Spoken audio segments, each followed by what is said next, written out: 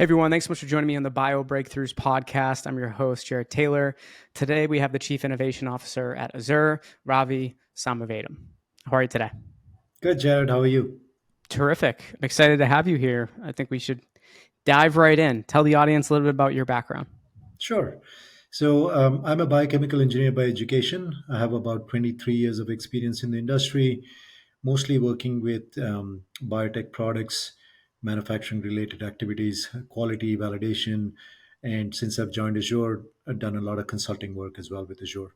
And talk us through, I'm sure many people have already heard of Azzur, but give us an overview. Let's assume that there's some people that haven't of where the company is at today. Sure.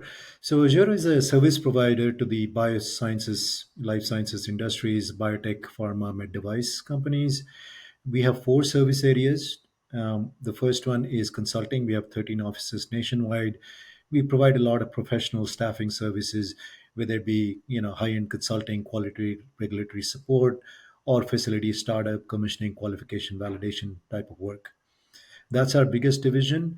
Second biggest is our clean rooms on demand division, which is growing very fast.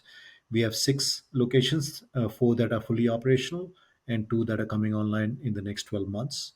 And I'm going to talk a little bit about that in detail about that in the next few minutes. And then last but not least, we have our lab services and training services divisions, both of which again are all focused towards GMP manufacturing. So whether it be raw material testing, intermediate or final product testing, our Azure labs have six locations nationwide that can provide those sort of testing services. And our training center is a new offering out of North Carolina that provides GMP training services for startups as well as commercial companies. Staying on the lab piece for a second, can you talk us through some of the benefits to licensing lab space to biotech and pharma companies? Sure. So when you say lab, right, there's a distinction between just testing labs, which we have through Azure Labs. But I think the labs that you're referring to is the clean rooms that we provide through our clean rooms on demand business. So, those spaces are amenable to preclinical activities, research development activities, but more importantly, they're amenable to actual manufacturing for clinical and commercial operations. Now, the clear advantages to that is the speed at which you can get up and running in these spaces. In order to get to GMP manufacturing, especially for the first time, it takes a pretty huge ask, not only just to create that space infrastructure, but also the personnel, the support quality management systems, the electronic systems that are required. All that takes 18 to 24 months to develop from scratch. Compare that to our model, we have these existing infrastructure GMP buildings that people can come and occupy to make manufacturing happen in a matter of months more so than in years. So speed, I guess, is the biggest value proposition in our clean rooms on demand model. And with these clean rooms, how can they be configured to a specific client's needs? Sure. So yeah, our typical client comes in, uses our facilities for a year or 2 years, and they typically manufacture clinical products. They do some development work as well. Now, these clean room facilities are made of modular panel based clean rooms that are very flexible. You can easily change the configuration. So each client that comes in may have a different set of requirement in terms of just the space, but also the wraparound services that we provide are very flexible. So if a company is just starting off and they need support services in a variety of areas, for example, materials management, quality management, document management, electronic systems management, we have the whole 9 yards to support all of those activities. In contrast, we may have a client that needs only one or two of those services. So in that way, this model is very flexible as well, both in terms of the actual physical space, but also the support services that we offer. And when you talk about your offerings that are helping to take that GMP burden off of clients, talk us through how the offerings that you have today are doing that. Sure. Our typical client comes in with a handful of manufacturing operators, some support staff, all related to the manufacturing and the quality of the process and the product. Everything else is supported by the Azure personnel on site at that facility. So that includes the facility itself, so the clean rooms, any storage areas, any warehouses, any testing areas, all of those are operationalized, qualified, and routinely monitored and maintained by the Azure staff. That's where we take the GMP burden off of our clients from all of those support areas that we provide as a service. So the clients focus on the science, the manufacturing, the process activities within the clean rooms, and we provide all the support services to make sure the GMP compliance of that envelope is maintained. Right? So thereby we reduce that burden of having our clients have to manage all those operations, but also having to hire and train those staff as well. You were talking a little bit about differentiators at the beginning of the conversation, but as it relates to a CDMO, which many people are familiar with, right? How are you different from a CDMO? Sure. Yeah, obviously the CDMO, manufactures product for their clients, which we do not do. So that's the biggest difference.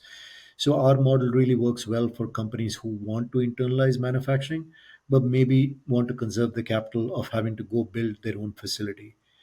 The other differences between a CDMO and our model is that our model is very flexible. So clients come in for a year or 2 years, they can make as many batches as they want, as opposed to a CDMO model where you have to reserve space and have manufacturing schedule slots available for them to actually be able to avail that slot for that CDMO to make that product for them. So in our model, theoretically, in a year, our clients can make maybe a dozen batches, right? Maybe one batch every month. Whereas in a CDMO model, they have to have 12 batches worth of scheduling slots available. So in that way, there's a lot of flexibility, a lot more control in our model as opposed to a CDMO model. Now, having said that, we do have clients that are CDMOs. They may have their own infrastructure, but having the flexibility and having the overflow capacity in our facilities allows them to serve additional clients, make additional batches that they're not able to make in their own facilities. And we look at across the U.S. right in these major biotech hubs, there's a lab space shortage. So, I mean, you already kind of touched upon it right in your previous responses, but I guess just more directly, how are you helping in terms of alleviating that lab space shortage in these major biotech hubs across the U.S.? Sure. So all of our current clean rooms on demand facilities are located in those hotbeds that you're talking about, the Boston area, San Francisco, San Diego, North Carolina. So we'll continue to expand in those areas, but also go to the secondary hotbeds as well. Pennsylvania, Washington, D.C., Maryland, Texas, Colorado, and there's a handful of others. But in addition to just the geographic locations, we're also trying to cover a variety of services that are suited to the biggest innovators in the biotech field, the cell and gene therapy. So all of our facilities are really amenable to those sort of modalities, and we did it on purpose because we wanted to focus on the areas where we are seeing the most innovation, the most amount of funding. So cell and gene therapy or advanced therapies are the modalities that we are trying to go after in terms of really accelerating those therapies from clinic all the way to commercial. And when you think through the future of the company, what does that look like, including new facilities? Give our audience, what you can tell us today in terms of what's next. Sure. In addition to the six facilities, four of which are operational, we do have a pretty large number of hotbeds that we need to cover within the US. But we also potentially have this opportunity that we can take ex-US to Europe, maybe to Asia. So those are also some things that we have talked about. But in the immediate future, we do have a lot of spaces in the US that we need to fill. So that's our focus, but also the breadth of service offerings that we currently have. There are some gaps in our service offerings when it comes to providing one-stop shop to startups to cell and gene therapy.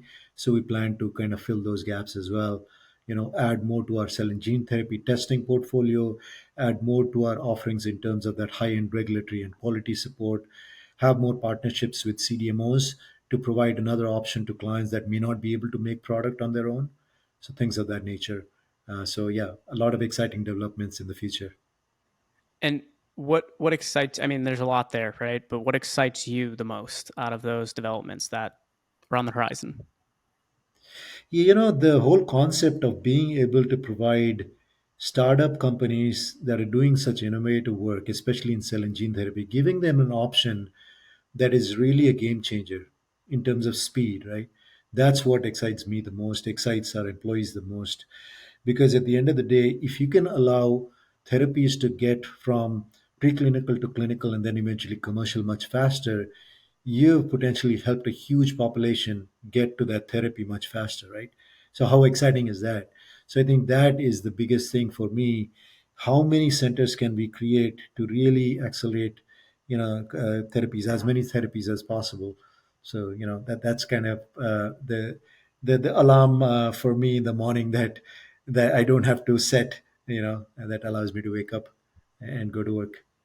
Well, I love that, and part of the reason I do these videos is so I can see that smile that you had right there, and our audience can see that as well, because that's where the true passion is, when you start smiling and getting excited about these things. So, I really want to thank you again so much for coming on the Bio Breakthroughs podcast. Hopefully, we can have you come on again in the near future, and we can also talk through some hot takes and what's happening in the industry. But really appreciate you joining us here today. Excellent. Thanks. Thanks a lot for the opportunity, Jared.